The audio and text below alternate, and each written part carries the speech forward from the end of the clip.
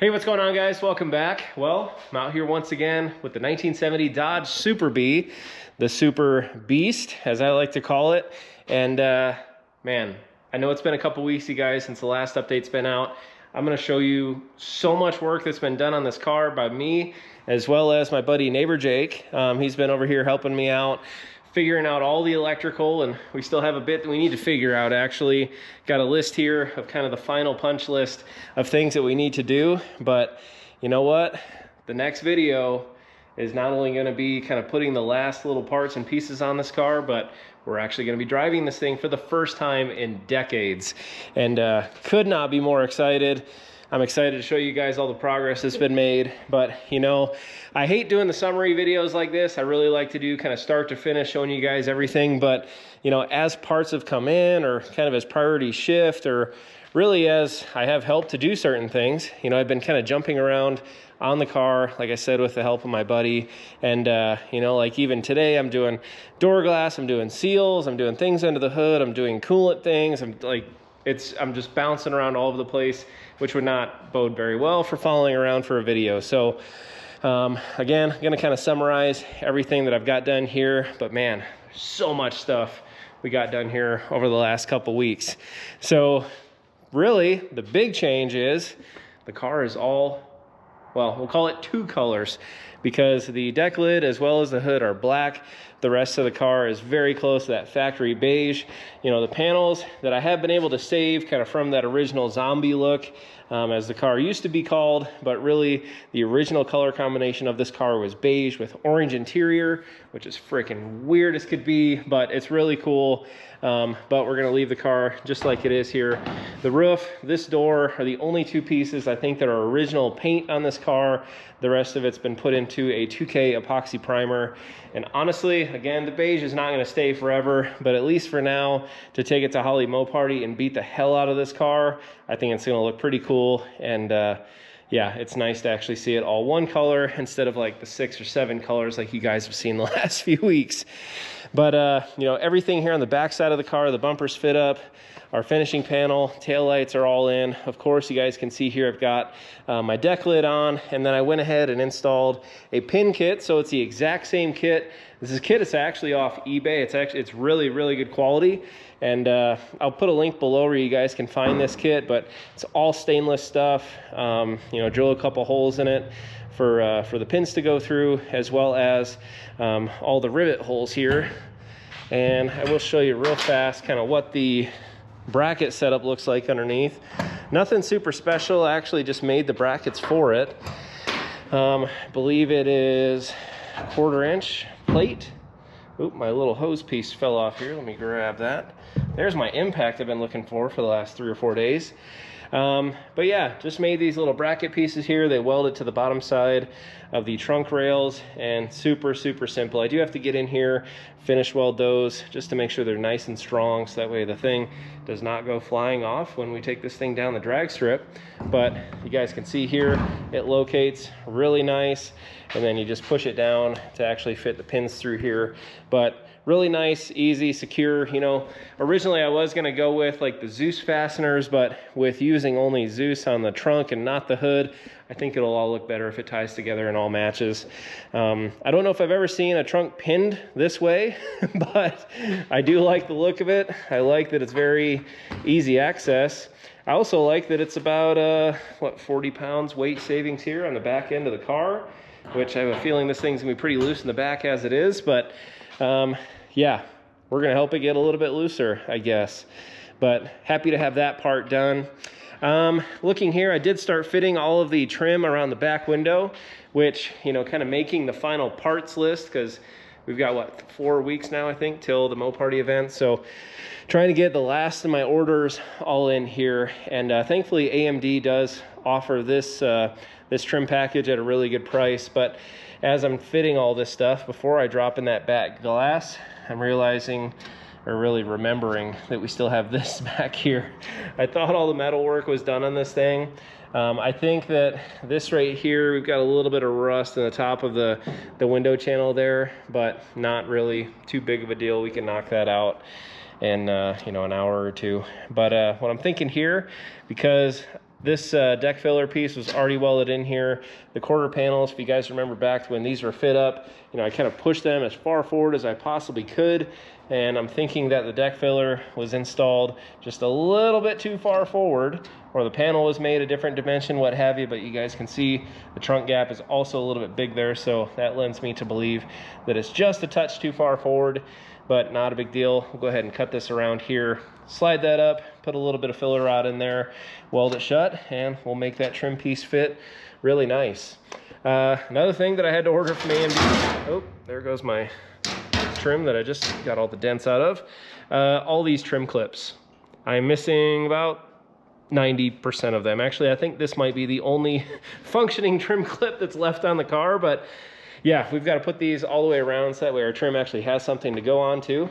But I do have the ribbon seal that goes around the whole thing. I do have trunk glass that's already here. I believe it's the original trunk glass that came with the car, so that's really nice to be able to reuse. But yeah, we can go ahead and put that in there, put the trim on, and finish up the backside of this car, really, man. There's nothing else. All the side markers are in. Everything's good there. You guys can see I did start refitting. You know, with this car, it's pretty rare. It's a post car, but it does have these pop-out windows here, which are really cool. And I used a little bit of steel wool to clean these up, and they actually cleaned up really nice. Whether it was overspray for me or somebody else, or just a bunch of grime, got it all off. It does have these original hijacker stickers on here, which I think are actually pretty darn cool, but I left those on there. But everything fits up really nice. We also have brand new upper door seals here, which this door still needs glass, which will transplant from the original door, which is over there somewhere. Damn it, I showed you guys T-Bone's new car. 10-year-old's got a 68 Camaro RSSS. So that video is coming up here in a very short minute. But the same goes here for this side. Pop-out windows in. This door glass is in, and I tell you what, this thing opens so good. Oh yeah, I put sill plates in here. They're like 50 bucks shipped, so why not, right? Yeah, the door closes really good. Everything seals nice and tight. And man, just gets me excited to see the original factory chrome back on there. Everything lined up here really nice with the upper channels. I still have this little curved piece here to put on both sides, but that's about it. Got a door lock here. I mean, the good thing is, guys, it's like little stuff that's left. I told you, I've been busting my ass out here. It's been crazy. Interior has a little bit of spaghetti wiring going on here. A lot of that being the Holley kit, a lot of it being fuel pump and other things here going to the back, which I'll get into in just a little bit. But really here in the next week, we want to finish up, clean up all the wiring on the inside, get that all tucked away, very nice. Got to seam seal the inside of that, paint it as well. And then, you know, kind of the last thing that I'm waiting for is to finish up the seats and put those in, which I already have here, the original factory. I believe there's 71 Challenger seats, but they look really nice. They're black leather, and yeah, should look really good in there. Panels are set for the most part. Everything's fitting up really good, and the hood gets me also pretty excited. Obviously body worked everything, blended it all really nice. It is in epoxy right now. Also went ahead and polished these little aluminum rods here. But yeah, we've still got to install the hood pin kit here, which I've been waiting for because of course I used it on the back end of the car. But yeah, we can go ahead and install that here in the next week also. But yeah, panels are all set, doors are set, chrome's going back on. I also have the front glass coming in this week from AMD as well, along with a whole mess load of trim clips. I am missing the front window trim here, which I will have to order that, or at least put it on the list to order in the next week, because I really want that. And especially with having the back, all the side windows, and the windshield trim, the car is going to look really, really nice. But let's go ahead, we'll pop this hood off real quick and have a look underneath at the engine bay. All right, so now with the hood off, we can see this beautiful Gen 3 Hemi, of course. This is the 6.4 Hemi out of a modern, you know, Scat Pack Challenger with the TR6060 6-speed setup in it. But as you guys can see, It's had a whole lot of work done, a big facelift. I did the full engine build on this thing a few weeks ago, but it's got the full Holley serpentine drive setup, full cold case, radiator and fan setup, which is meant for the Gen 3 Hemi in a 6870B body, which it couldn't fit any better. It worked out beautiful with this engine setup. But ton of parts from Holley, MSD, cold case, as well as Willwood. So I believe in the last summary that I did for you guys, I showed this powered booster setup. I'm not super in love with it, just frankly the size of it. If I had it to do over again, would definitely just go with a manual brake setup, run that thing back to the firewall, and be able to clean everything up a whole lot nicer than what it is, because it does stick out a whole long ways, which I think the last time I told you guys, I hope I don't have to take that out. I read every comment, okay? So if you guys see anything crazy with this, know that I read and I respond to pretty much every single comment. But somebody said, man, I hope you pre-lube that motor. I was like, shit, I didn't pre-lube the motor. So, of course, then the Gen 3 Hemi is a little bit unique. There's no distributor to pop off and throw, you know, a drive into the distributor gear. So with this one, actually, I had to go get a Harbor Freight pump set up, and you have to actually pump oil into it manually and push it through. It's actually just above the filter housing there, and as you're pushing it through, somebody actually has to be turning over the motor as well, and that's all, you know, good. But I also had to pull off the coil packs and the valve covers, which you guys can see here. Yeah, you ain't getting even a coil pack off, let alone the entire valve cover off with that brake setup. So I want to say the day after I showed you guys and told you that I hope to never take it off, had to take it off again. But the motor's pre-lubed, it's good to go. The brake setup is completely good to go. All the lines, I don't know if you guys can kind of see those. I went with copper nickel on pretty much everything. I think it's a really nice touch. You guys will see on the bottom, especially on the black. Looks absolutely killer with the undercoating underneath. But that's all done. Brakes are bled, clutches bled. Pretty much good to go up here. Do have, of course, some electrical to clean up here. Don't like all this wiring. I'm going to run a power distribution block underneath of the battery tray, clean all this up. I don't like really any exposed, especially bare wire. You know, bare meaning red wire or anything like that, any colored wire. Going to loom everything so that way it's really nice and tight and clean underneath here. But you guys can see, you know, all the coil packs, all that stuff is ran in loom as well. And it just adds to an overall very, very clean look on the car. But man, oh, I did finally buy the right clamps for the intake. Only took, what, 4 times for that to happen, but we got the right ones on there. The intake is held on nice and secure. I did end up moving the overflow bottle up to the front here, just fabricated some really simple brackets. I ended up putting, you know, kind of a grommet setup with the line that drops down through there, comes out the front, and it ends up right here.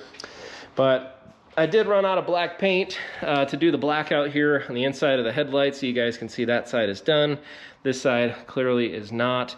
But man, the look of the US Car Tool stuff, that brand new shiny cold case radiator, you know, it looks so good. I have to pinch myself knowing that this car is actually mine. It wasn't built for a customer, but man, this thing is like everything I've frankly always wanted in a B body like this, and I can't wait to beat the shit out of it, which is hopefully just about a week away.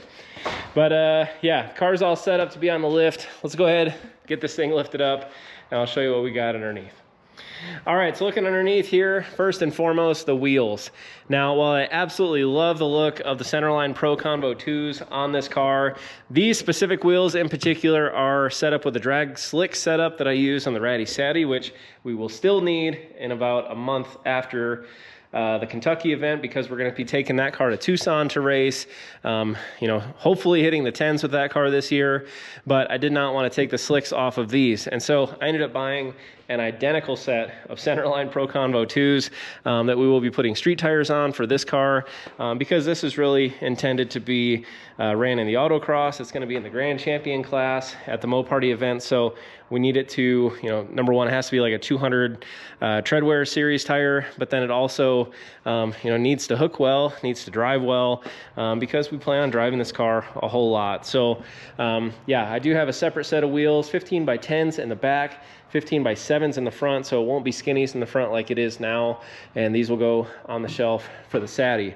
Now, eventually, when all the events for the year are done this year, I do plan on getting this car back into the shop. We're gonna narrow this rear axle, so that way we can take full advantage of the extra like 5 inches of space here I have on the inside with that mini tub kit. So once we do that, there's a whole bunch of different choices. I mean, trying to find a set of wheels off the shelf, not custom made, you know, frankly, that I also like. I plan on running Billet Specialties wheels on this car eventually. They're not to be found, okay? I really need something with like 9 inches of backspace to be able to fill this space up, and they just don't sell that stuff off the shelf at Summit, at Jegs, anything like that, at least in the wheels that I want for this car. So, but for now, we're gonna run a Pro Convo 2 setup on here. I think those wheels will eventually go on another Mopar build, which is all very familiar to a lot of you guys that will be coming back very soon, I promise. But we'll save those wheels and tires for that car as well. All right, so back to front here.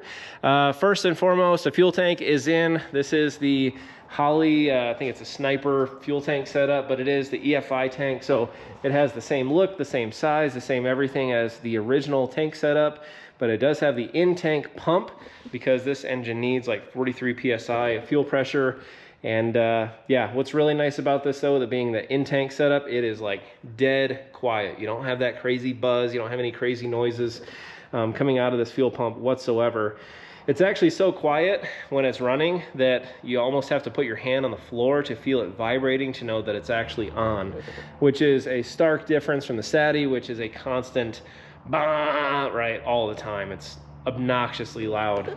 Not a big fan of that, but don't have that worry whatsoever with this tank setup here. Still need to get a cap. My garage smells like gas. I'm assuming because of all that. But you guys can see here, nickel copper setup for all the brake lines across the entire back of the car here. Had to make all new lines for the entire thing as well. AMD does have this little bracket here that this actually mounts to. This is like the splitter here for the backside. The bracket actually goes to this part right here. I'm waiting for that to come in this week as well. Drive shaft, man, you know, there's a few things for this car that have kind of been stressing me out. Electrical probably being the number one thing, which thankfully my buddy Jake was able to help me out with. But the drive shaft was another one. With this setup here, you know, obviously this is nowhere close to being stock. You know, with the TR6060, it's got this weird, you know, tail shaft that comes out the back with the 3 bolt setup here. I ended up going with this mount here. I can't remember who provided this mount. I will look it up and give you guys the info on that. But as far as the drive shaft goes, I ended up getting it from Tom Woods. So, you know, late at night as I'm laying in bed scrolling, started looking up, you know, what, you know, as far as this universal right here, all the way to back here, and kind of what the mounting setup needed to be. And I kept getting directed to this website called Tom Woods. And I think I found one other person that was running this transmission with this car that did like a real quick flash on the bottom side of the car. But I could see that it was a slip joint setup here, and they were running a very similar adapter here on the back of the transmission. But anyway, so I started looking at Tom Woods, and I'm like, man, I wonder if I have just a local drive shaft shop here that could help me out. Come to find out, Tom Woods is literally a mile from my house. So this was actually the shop that I was hoping to go to, but I didn't want to have to deal with sending in dimensions, and frankly, I'd never had a custom drive shaft made. I've always gotten lucky and been able to run like a stock setup, especially if you're running a big block and a big block car with the 727. If you have a drive shaft that comes with it, there's a pretty good chance it's going to work out. And, you know, having to measure, you know, from the back of this adapter here all the way up to the front of my pinion here in the back. But, you know, giving all that stuff to them. These guys, I think I went in there on a Friday afternoon. They actually had the drive shaft completely made up, ready to go with the U-joint here in the back as well. But they had everything. I think what I put in the order Friday, was ready to pick up Monday morning. So crazy, and it fits absolutely perfect. The only thing, I did not have these straps here for the back, so I ended up having to go to O'Reilly's and pick these up, but got that done. Everything fits really nice, and man, what a huge relief to have that part wrapped up. All of our fuel lines here, fuel filter setup, ran front to back as well. Now, the major thing that we are still missing, the headers. Okay, they are right now kind of the pacer for everything else, because once the headers go in, then I can actually cut the steering shaft here. I can weld that up to the top, shorten things, you know, do whatever I need to do there. But I have to have the headers in to do all that stuff because I don't know how much clearance I'm going to have. But I talked to TTI Friday, 3 days ago now, and they just got them back from the coaters. They will be shipping out this next week. So hope to God by next Friday, the headers are here so we can wrap this whole thing up. And yeah, that's why this O2 sensor is sitting here, which, you know, the car does start, it does run, does not run super awesome, at least 10 seconds or so in, because it's looking for this O2 signal, so that way it can adjust the air fuel ratios. And so the car runs a little bit stumbly without all that in. But once we get the headers, they do come with a bung setup. Plug this thing straight into the headers, and we should be good to go at that point. Let me go ahead and tie this guy up just like that. Okay. Let's see what else. Brake lines, I already showed that to you guys. We still have to clean some things up here with some loom. Everything has been filled, full of oil, full of antifreeze, power steering fluid, brake fluid, clutch fluid, all the fluids, okay? And thankfully, none of it's on the ground, at least yet, okay? I've not been able to do like a full heat cycle with this thing yet, to really bleed out the cooling system or anything like that, but yeah, that'll come here and hopefully the next week, which I just want this thing on the road. I want it to be running, I want it to be driving, and want to have enough time to do a good shakedown on this thing. Of course, we got to get it aligned. That's still, you know, on the list of things that we have to do. I have been keeping track of kind of all the things coming up here. Of course, we got all the wiring. We still have that big, beautiful Holley digital dash to put in, finishing the loom, but doing a final bleed on the clutch, the brakes. I can actually take the overflow off the list. We got that one done today.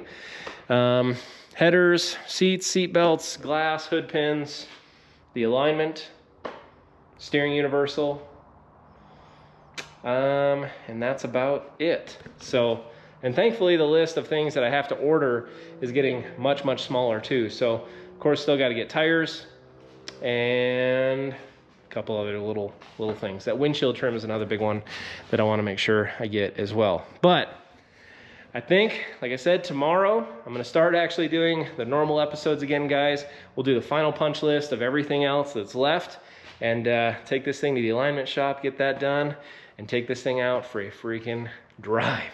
I cannot wait. I'm going to be nonstop smiling, especially as we're driving with it. But yeah, let's go ahead. We'll get this thing dropped on the ground, and let's hear this thing run. All right, now before I do start this car up, a couple things.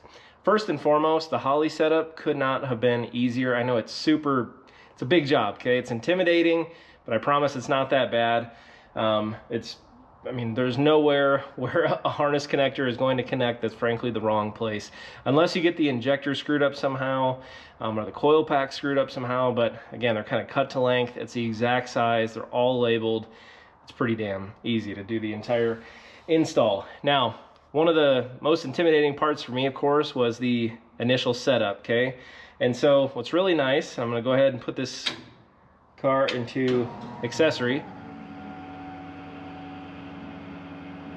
I don't know if you guys just heard, that was a fuel pump priming. And when that does that, you guys can see here this little screen lights up. Now this is just the handheld. If you're not gonna run the big giant expensive dash like we are in this vehicle, you can just run it with this setup here. It's going to give you all the exact same information, your fuel pressure, your oil pressure down here in the bottom. Now, all the tuning can be done right here from the handheld. You know, when you do the very first run of this thing, it will ask you, you know, what the size of the motor is, what type of motor it is, what type of injectors you have. I mean, all that stuff, all you do is you chase it down on the motor with whatever, you know, the part is. You cross-reference all the part numbers. All that stuff is already built into here. Once that's all done, I think it's maybe 10 questions or so. You save the file, it automatically uploads it, tells you to cycle the key off, cycle key on. You then have to, you know, kind of do like a baseline of the throttle, which on this car, of course, this is a drive-by-wire setup, so there's no throttle cable at all. It's all wire driven. But what is weird for me is hearing the sounds that come out of this car. I'm not used to it. I'm used to having to like pump a throttle, which I found myself doing on this thing, which doesn't matter at all. It's not a carbureted car, and it's not you know, a cable driven car. So yeah, hearing the car prime by itself, a little strange for me. And then also, as you push the throttle pedal, you can actually hear the butterfly on the throttle body actually cycling, so that's a little different as well. But I will do a quick start on this thing and I will show you guys here, and we're going to keep an eye on that fuel pressure. Again, target's 43 psi, and we're going to see what we get for oil pressure. But here we go. Make sure we're in neutral here.